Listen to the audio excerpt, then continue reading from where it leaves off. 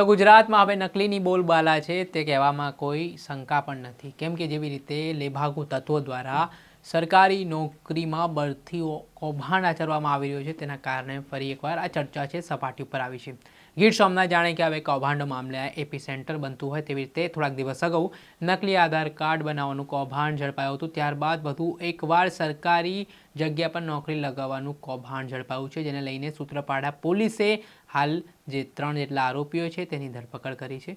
વાત કરવામાં આવે તો આ સમગ્ર ઘટનામાં કેટલા લોકો ભોગ બની ચૂક્યા છે અને આરોપીઓ કેવી રીતે લોકોને ચૂનો ચોપડતા હતા, સમગ્ર મામલે ગીર સોમનાથ જિલ્લાના પોલીસ વડા મનોહરસિંહ જાડેજા દ્વારા ખુલાસાઓ કરવામાં આવ્યા છે. શું તેમના ખુલાસાઓ છે ને કેવી રીતે આખું આ કાવતરું ચાલતું હતું, વાત કરીશું આ વિડીયોમાં.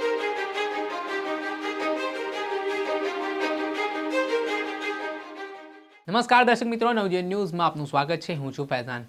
આજના યુવાનો ખાસ કરીને સરકારી નોકરીના સ્વપ્ન જોતા હોય છે ને તે પ્રકારની મહેનત પણ કરતા હોય છે, પણ કેટલાક યુવાનો પાસે પૈસા આર્થિક રીતે તો મજબૂત હોવાથી પછી ના છૂટકે તેઓ સરકારી નોકરી મેળવવા માટે આવા જે સરકારી નોકરી લગાવી આપવાની લાલચ આપનાર જે એજન્ટો છે તેમની ચુંગાલમાં ફસાતા હોય છે અને પછી પૈસા તો તેઓ ગુમાવતા હોય છે, સાથે તેઓ પોતે પણ આમાં આરોપી બનતા હોય છે. જી હા, સરકારી નોકરીમાં લાગવું અને લગાવવું એ ગેરકાયદેસર રીતે જોવા જઈએ તો આ એક ગુનો છે, પરંતુ જાણે કે હવે ગુજરાતના જુદા જુદા જિલ્લાઓમાં બિલાડીની ટોપની જેમ આ એજન્ટો છે તેઓ ફૂલી ફાલી રહ્યા છે. ત્યારે વધુ એક આ જ પ્રકારની ઘટના છે તે ગીર સોમનાથમાંથી સામે આવી છે, જેમાં જ્યોતિબા ફૂલે નામની એકેડમી ચલાવતો જે વ્યક્તિ છે સુભાષ ચુડાસમા, તેના દ્વારા જે કોઈ પણ એકેડમીમાં આવતા જે વિદ્યાર્થીઓ છે તેમને સરકારી નોકરીમાં લગાવી આપવાની લાલચ આપી તેમના પાસેથી લાખો રૂપિયાની ઉચાપાત કરી છે.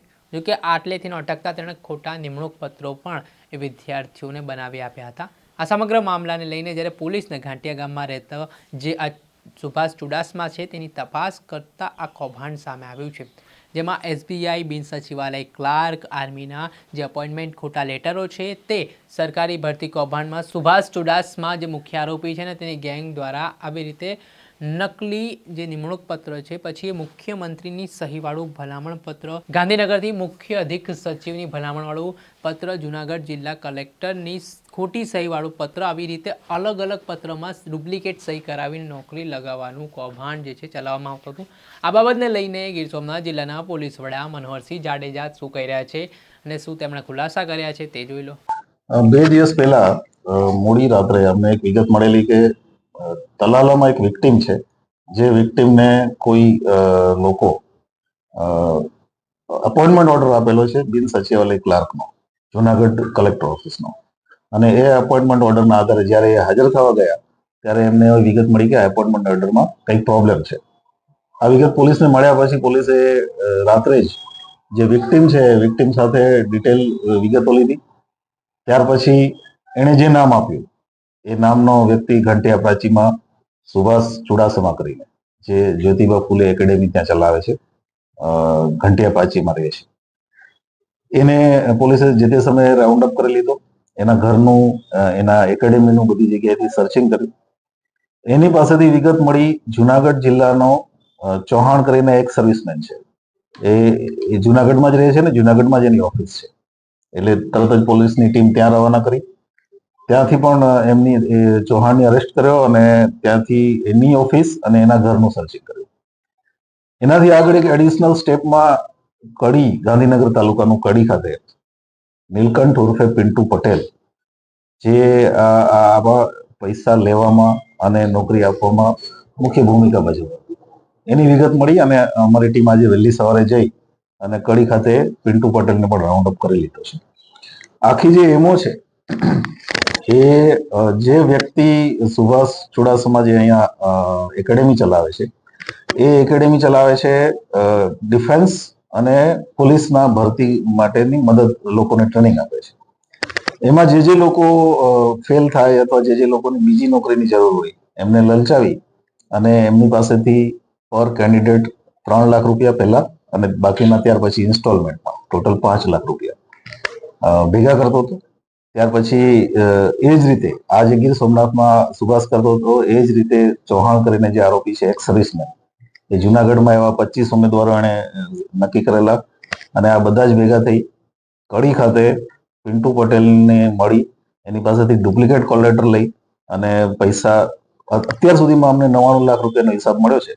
હજી આમાં વધારે વિક્ટીમ હોઈ શકે છે અને આગળની તપાસ હવે અમે આ બધાની રિમાન્ડ લઈ અને આગળ કરીશું. ટોટલ કેટલા લોકોની સાથે છે? અમને જે લિસ્ટ મળ્યું છે એ એક 22 લોકોનું લિસ્ટ મળ્યું છે જુનાગઢ કલેક્ટર ઓફિસમાં બિન સચિવાલય ક્લાર્કનું, અને ઓફિશિયલી એમાં જુનાગઢ કલેક્ટરની સાઇન પણ ડુપ્લિકેટ કરવામાં આવી છે. અમને બીજા મળ્યા છે SBIમાં ક્લાર્કની પોસ્ટ ઉપર ના અપોઇન્ટમેન્ટ લેટર મળ્યા છે જેમાં ડુપ્લિકેટ સાઇન છે. ડિફેન્સમાં આર્મીમાં 2 લોકોની ક્લાર્કની પોસ્ટ ઉપર નાયકની પોસ્ટ ઉપરના અપોઇન્ટમેન્ટ લેટર મળ્યા છે, એમાં પણ ડુપ્લિકેટ સાઇન છે આર્મીના ઓફિસર્સની. એ સિવાય હજી અમે સર્ચિંગ કરી રહ્યા છીએ, ખાસ કરીને કડી પણ અમારે હજી ડિટેલમાં સર્ચિંગ કરવું પડશે. ટેકનિકલ એવિડન્સ સાથે આગળ વધીશું. મનહરસિંહ જાડેજા દ્વારા વાત કરતા જણાવવામાં આવ્યું છે કે અત્યાર સુધી આ આરોપીઓ દ્વારા 99 લાખથી વધુની રકમ છે આ વિદ્યાર્થીઓ પાસેથી આવી રીતે છેતરી લેવામાં આવી છે. ને આટલેથી ન અટકતા તેમણે કહ્યું છે કે હજુ કેટલા પીડિતો છે તેની તપાસ ચાલી રહી છે, પરંતુ જ્યારે આ સમગ્ર ઘટના તાલાળાના એક જે વ્યક્તિ હતો, પીડિત હતો, તેના દ્વારા જાણ કરવામાં આવી ત્યારે આ સમગ્ર નકલી સરકારી ભરતી કૌભાંડનો મામલો સામે આવ્યો છે.